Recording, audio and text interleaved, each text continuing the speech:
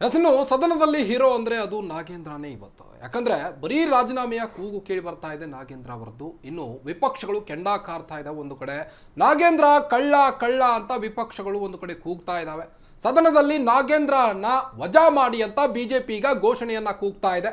ಇನ್ನು ಈ ಕುರಿತು ನಿನ್ನೆ ಜಿ ಪರಮೇಶ್ವರ್ ಅವರು ಸಹಿತ ಲೆಕ್ಕಾಚಾರವನ್ನ ನೀಡಿದ್ರು.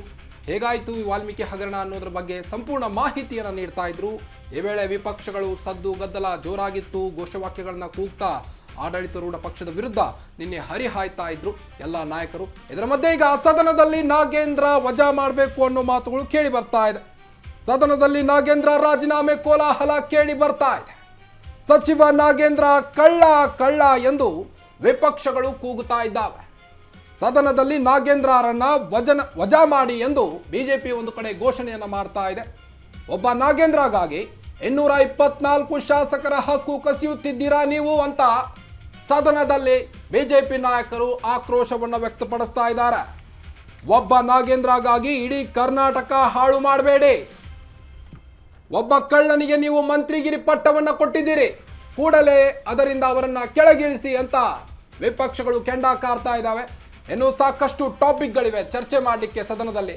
ಅದೆಲ್ಲವನ್ನ ಬಿಟ್ಟು ನಾಗೇಂದ್ರ ರಾಜೀನಾಮೆಗೆ ಈಗ ವಿಪಕ್ಷಗಳು ಪಟ್ಟು ಹಿಡಿದು ಕೂತಿದೆ. ಒಂದು ಕಡೆ ನಾಗೇಂದ್ರ ರಾಜೀನಾಮೆ ಕೊಡೋವರೆಗೂ ನಾವು ಈ ಸದನವನ್ನ ಮುಂದಿನ ಟಾಪಿಕ್ಗೆ ಮುಂದೂಡಲಿಕ್ಕೆ ನಾವು ಬಿಡೋದಿಲ್ಲ ಅಂತ ಒಂದು ಕಡೆ ವಿಪಕ್ಷಗಳು ಕೆಂಡ ಕಾರ್ತಾ ಇದ್ದಾವೆ.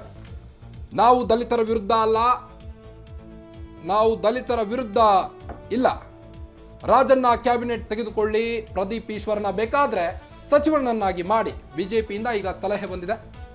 ಸದನದಲ್ಲಿ ವಿಪಕ್ಷ ನಾಯಕರಿಂದ ಭಾರಿ ಗದ್ದಲ ಶುರುವಾಗಿದೆ. ಈಗ ಒಂದು ಕಡೆ ವಿಪಕ್ಷಗಳು ಕೆಂಡ ಕಾರ್ತಾ ಇದ್ದಾವೆ. ಬಿ ನಾಗೇಂದ್ರ ಅವರು ಯಾವುದೇ ಕಾರಣಕ್ಕೂ ಸಚಿವ ಸ್ಥಾನದಿಂದ ಕೆಳಗಿಳಿಯಲೇಬೇಕು ಅನ್ನೋದು ಈಗ ವಿಪಕ್ಷಗಳ ಮಾತುಗಳು ಒಂದು ಕಡೆ ಕೇಳಿ ಬರ್ತಾ ಇದ್ರೆ, ಸದನದಲ್ಲಿ ಈಗ ನಾಗೇಂದ್ರ ಅವರ ಮಾತುಗಳೇ ಜಾಸ್ತಿ ಆಗ್ತಾ ಇದೆ. ಒಂದು ಕಡೆ ಸಿ ಟಿ ರವಿ ಅವರು ಸಹಿತ ಫೋಟೋಗಳನ್ನು ರಿಲೀಸ್ ಮಾಡಿ, ಅಂದರೆ ಡಿ ಕೆ ಶಿವಕುಮಾರ್ ಮತ್ತು ನಕ್ಕುಂಟಿ ಅವರ ಜೊತೆಗೆ ಇರುವಂಥ ಕೆಲವೊಂದಿಷ್ಟು ಫೋಟೋಗಳನ್ನು ರಿಲೀಸ್ ಮಾಡಿ ಸುದ್ದಿಗೋಷ್ಠಿಯಲ್ಲಿ ಈ ಬಗ್ಗೆ ಚರ್ಚೆ ಕೂಡ ನಡೆಸಿದ್ರು. ಇದೀಗ ಆರ್ ಅಶೋಕ್ ಅವರು ಸಹಿತ ಸದನದಲ್ಲಿ ಈ ಒಂದು ಬಿ ನಾಗೇಂದ್ರ ಅವರ ವಾಲ್ಮೀಕಿ ಹಗರಣದ ಕುರಿತು ಸಾಕಷ್ಟು ಮಾತುಗಳನ್ನು ಇದ್ರ ಬಗ್ಗೆ ಇದೀಗ ಸದನದಲ್ಲಿ ಯಾವ ರೀತಿಯಾಗಿ ಗದ್ದಲ ಗಲಾಟೆ ಆಯಿತು ಇದನ್ನ ನೋಡ್ಕೊಂಡ್ ಬರೋಣ. ಒಂದು ವಿಡಿಯೋ ಇದೆ.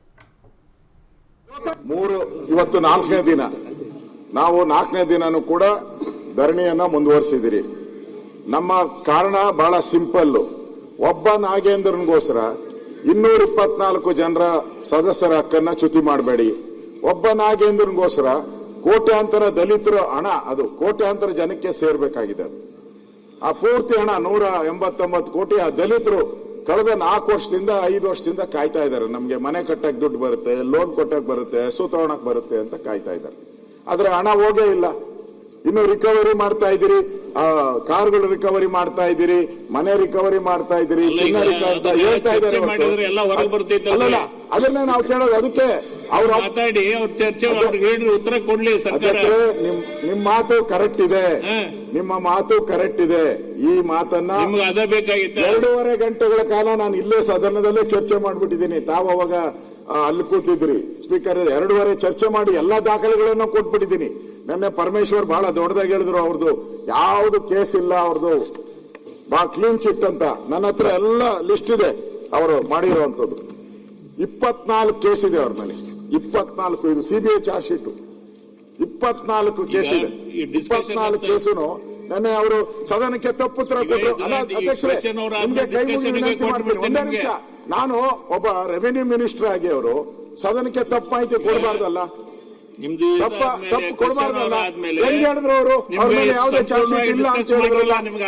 ನಾನು 24 ಚಾರ್ಜ್ ಶೀಟ್ ಇಲ್ಲೇ ಬಿಡುಗಡೆ ಮಾಡ್ತೀನಿ ನೋಡಿ, ಇಲ್ಲೇ ಬಿಡುಗಡೆ ಮಾಡಿದ್ದೀನಿ ನಾನು. 24 ಚಾರ್ಜ್ ಶೀಟ್, 24 ಚಾರ್ಜ್ ಶೀಟ್ ಇದೆ ಅವ್ರ ಮೇಲೆ.